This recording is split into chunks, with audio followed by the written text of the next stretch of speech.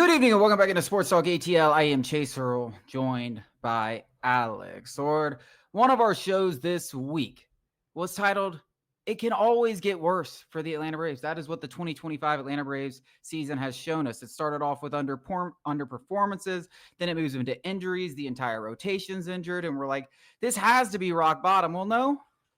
We all know what rock bottom really looks like, and it's if Ronald Acuña gets injured. And if that happens, it's another significant injury. We're talking about the future of this entire organization, because if he were to miss 2026, they're not competing. Like, it's just that simple. They're not competing.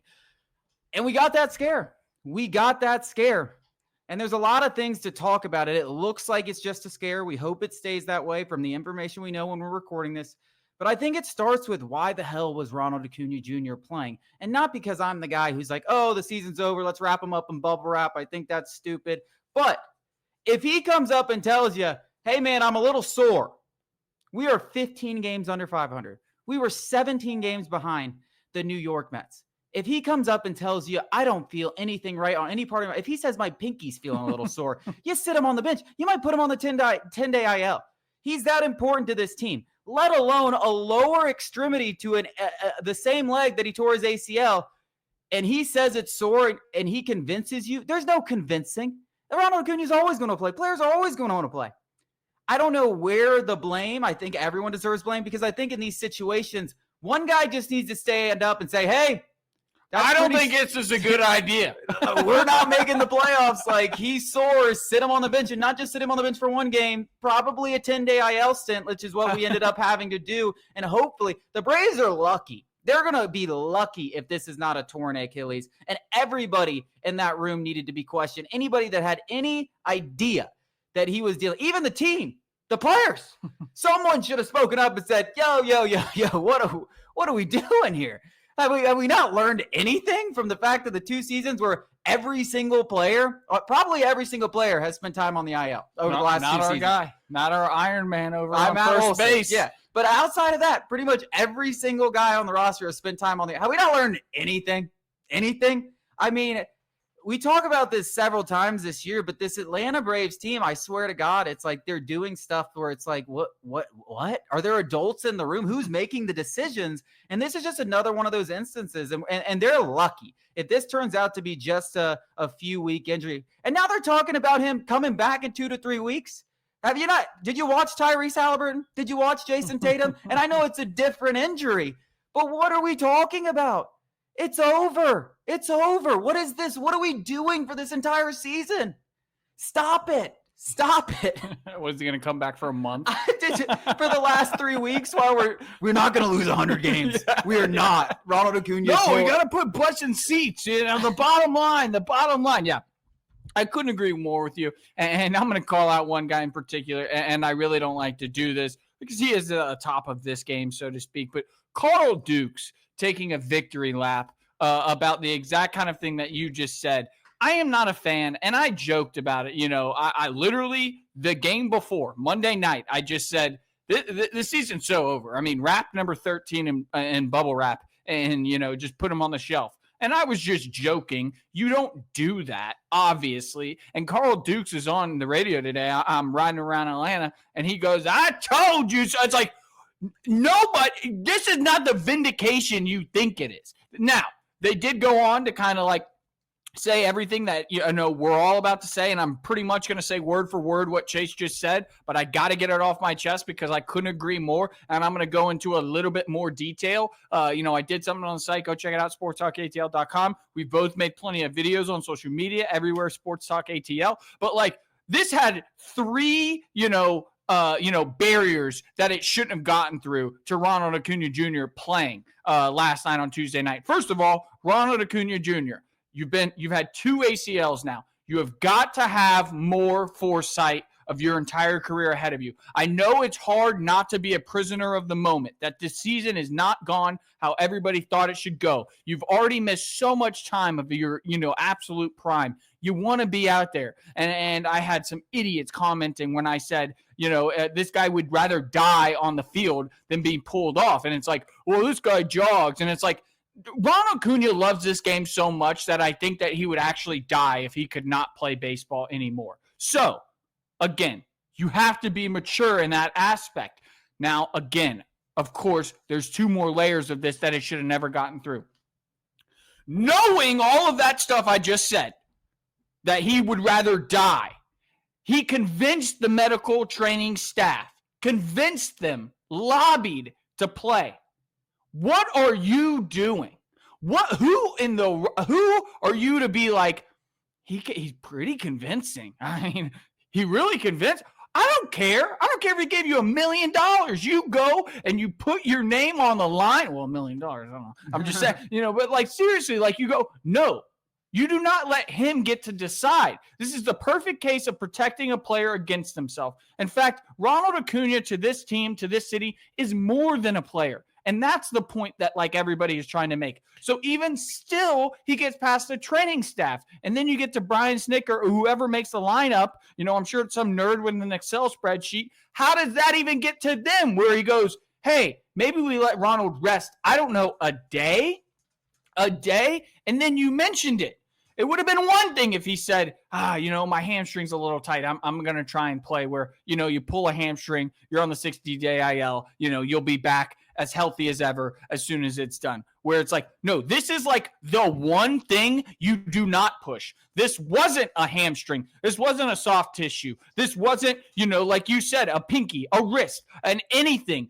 There's one thing you do not play with in sports, and it is the dreaded Achilles tear.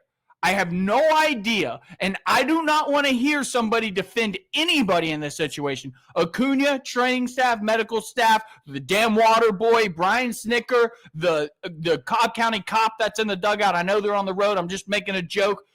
Everybody is at fault. No 2020 bullcrap. 2020 hindsight bullcrap. No. Stop being a prisoner of the moment. The season is so far gone, you protect a player from himself.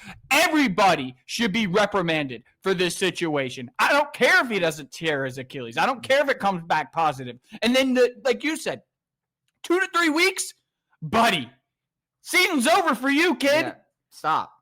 Season's over for you. Like, stop even bringing up the possibility of him returning. It's the most absurd thing I've ever heard. It is so beyond stupid. If you bring him back this season, it is. But it's par for the course that's been the Braves. I mean, y'all are turned into the dumbest organization in baseball somehow. In the span of 2 years, you went from being the model organization in the entire sport, and you just make bad decision after bad decision. And frankly, I know they're not going to fire Brian Snitker for this, and you don't know how much he's involved. He's probably just taking a lot of the words from the training staff.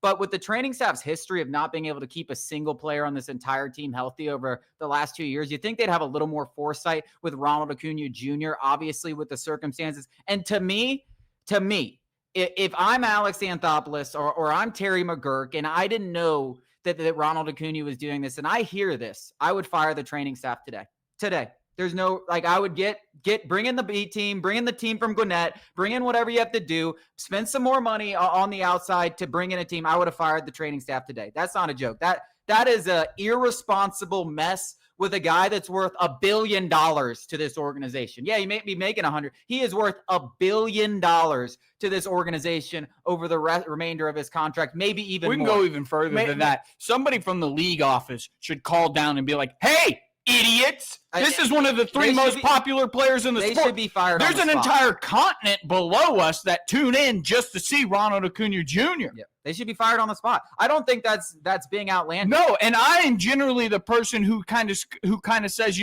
players play and all that kind of stuff. This is a completely isolated incident. This is completely different than anything we have ever seen. Completely different. It's one of the dumbest things I've ever seen. This is one of the worst moments I have ever seen anything when it comes to a player trying to play injured. One of the worst. It blows my mind. It frankly blows my mind. And I think most people are feeling and you say Tyrese Halliburton, and yes, it's the calf strain turned into that was the NBA Finals. Yeah. And an elimination game. Well, all these situations, I mean, we saw it happen 3 times. We saw it happen with Damian Lillard. We saw it happen with Jason Tatum. We saw it with Tyrese. Playoffs. You saw it happen with Kevin Durant, NBA Finals. Like, if we were in October in the World Series, you could convince me that, hey, especially in a sport like baseball, because I know basketball is going to be a little more, there's going to be a little more risk there. A sport like baseball, especially, all right, put him as a DH, something like that. There's something you can do. You are 16 games back of the New York. We are crap. We are nothing. We have nothing to play for this season. There is zero reason Ronald Acuña Jr. should have been on that field. He should have been on the 10-day IL within seconds of informing anyone that he was, and it should have gone straight to MRIs. It should have gone straight there. There should have been no questions. And the training staff, I'm not the guy that says fire, especially people like the trainings. I don't think I've ever called for a training staff to be fired. That is ground one. There's 0 strikes and you're out. You do that. 0 strikes and you're out. Well, we believed you could. Well, you could have just gotten an MRI and say, wait 1 game. And let's get the. There is no excuse. There is no excuse. There's no excuse. You should be fired. That is medical malpractice. If I was Acuna and they cleared me, I'd go back and sue them for $1 billion and the whole entire organization if something happened. And we got some more Braves talk to talk about after.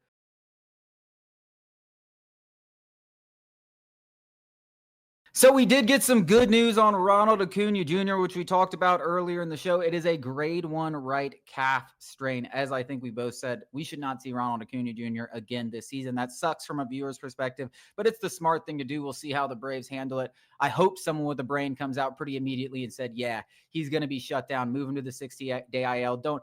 Actually, Alex Anthopoulos can do that. Just move him to the 60-day IL. Take it out of their hands. I don't even let anyone think about putting him back on the baseball field. But looking ahead to Acuna, I think it's fair to say, and you could have said it before the season, but he's injury prone. And the Braves have to start treating him like he's injury prone. He might not be able to play the outfield and stay healthy. And you want his bat in the lineup. You need his bat in the lineup, which means he's probably best suited, if you want him to stay healthy, as a designated hitter. Now that makes things more difficult in the offseason. And it creates this kind of, you had the idea that maybe Drake Baldwin and Sean Murphy could be the DHs. You had an idea that maybe Kyle Schwarber could come in and be a DH.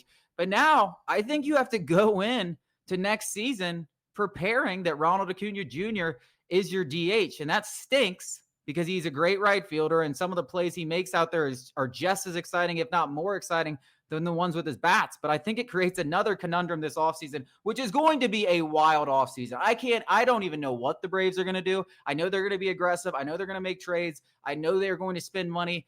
But wow, the amount of things and decisions Alex Anthopoulos has to make, it is just piling up. Yeah, it's going to be a hard offseason, and the potential of the L word as the makes it even harder. That's what I'm saying. It's like, you remember right after the World Series, and it's not to say that the World Series and then the lockout contributed to the Matt Olson, Freddie Freeman thing, not at all. But that was really the only to do that offseason. That's nothing like we've got coming up this winter. And you put in if there is a lockout, Alex Anthopoulos is not allowed to communicate. Now, obviously, we know the canoodling and the conniving is going to happen. People see each other. Hey, we're at the same golf course. Let's, I'm going to talk to Java. Wow, yeah. Every single baseball player is in Cabo. Every agent and GM is in, Houston, Texas, just grabbing barbecue. This is wild. Yeah. So, but technically they're not supposed to. So that adds another wrinkle that I don't think a lot of Braves fans have, discussed, that this is going to be a busy offseason for us. And it might be a shorter time period to do all of that stuff. I don't know if that benefits us or hurts us. I imagine it hurts us.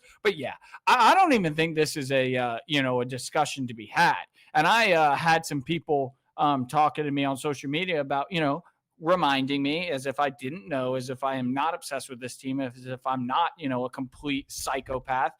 He did tear his ACL on the base pass. And guess what? You can't, baby-proof Ronald Acuña Jr. There will always be some risk, but mitigating the risk by taking out half of the game for him is logical, makes perfect sense to everybody, at least who's got a brain. I just think it's not even a question for me And it does maybe make the offseason a little bit more difficult. You want that flexibility of, whatever the DH and that fourth outfielder can bring, especially with Baldwin and Murphy. Well, but I don't even think this is a question because you got to think more long-term. Yeah, no, I agree. I think if you're asking me right now, Acuna's your DH going into 2026. 100%. So now you got to figure out something with Murphy and Baldwin, and everyone's going to be like, oh, trade Murphy, and maybe it's trade Murphy, maybe it's trade Baldwin. But I go back to what I've been pounding the table for this organization to do, and it's teach Drake Baldwin to play left field and get Jerks from Profar on the bench and go buy a right fielder. It's that simple. Like, yeah, I can fix the Braves better than Alex Anthopoulos can. Let Drake Baldwin play left field, please. Please, if you want to keep Sean Murphy so bad, put Drake Baldwin in left field, make Ronald Acuña the DH, get Jerks and Profar either out of the organization or on the bench because he's a cheating bum, and then go buy a right fielder. And then bang, you're cooking, and go figure out the middle infielder. It really isn't that hard. We make it out to be so hard, but I just did it for you right there. And that's a pretty damn good lineup. Go spend money on right field. Go figure out one of the middle infield positions, probably Ozzie Albies. Keep Nick Allen because you don't want to pay a shortstop. Ronald Acuña DH, Sean Murphy catcher, rotate him, have Jerks and Profar that can move to left field when you want Baldwin catching. Boom. I just fixed it. I just did it. It doesn't sound that bad, does it? But will they do it? That's what a smart organization, in my opinion, would do, because you still have Profar on the bench. If the Baldwin thing works out atrociously, he's William Contreras out there. He's Evan Gattis out there. But as I go back to this thing, stop telling me guys can't play left field. It is the easiest position. He plays catcher, the hardest position on the diamond. Left field is also not like Evan Gattis played left field. That guy literally was a lumberjack. He was a lumberjack. Like, what do we at Chipper Jones, Austin Riley? The list goes on and on. And they do it for every organization. Stop telling me that you can't do it. You may not want to do it at the beginning of the season when he's a rookie. Now's the time to do it. So if you're going to keep him, because I agree on the Acuña thing, like, he's got to be the DH. Yeah, I mean, and it's also like you said. I mean, Sean Murphy would be a fish out of water anywhere on the diamond other than behind home plate. You see him run on the base pass. It looks like he's got center blocks on his feet. Now, I don't have the stats in front of me, but I guarantee you that Drake Baldwin is in the upper half of the Braves on the base pass.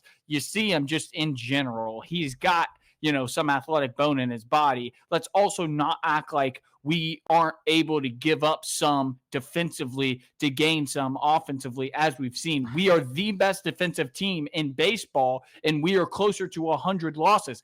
I mean, I think this is the perfect example of like, hey, maybe defense doesn't win championships. I know that's a football, Jerks and Profar is not a good defensive player. No, he's not. It's not like you're going out. And you've also got a Gold Glove. Mike Harris can cover an extra 10% of the field. I mean, if you really want to do that, go get a really good defensive right fielder. There you go. Go spend some money on that, and then you got Mike Harris shadowing Drake Baldwin all the time. I mean, it's just. To me, if you're going to keep him, that's the only way you can keep him, because that's the only way to me that you can even consider. Well, I mean, no. Catchers. I mean, we could all just be talking about all nonsense. We could just keep two catchers if we had some money to spend. If we got money to spend, we can have everything. We can have everything we want. I agree. It's probably we probably don't have unlimited funds. I don't think it's unlimited funds, and I just think, we talked about it already. I don't know if it was earlier in the week or last week, but the amount of holes, and then you add Grant Holmes to this, and now Ronald Acuña we're talking about as your DH. You open up another hole in right field, and the bullpen. It's just there's just a lot of holes, guys. There's a lot of holes. So if you're not willing to get creative now, it might be too late. It might be too late. We got more to talk about coming up after the break.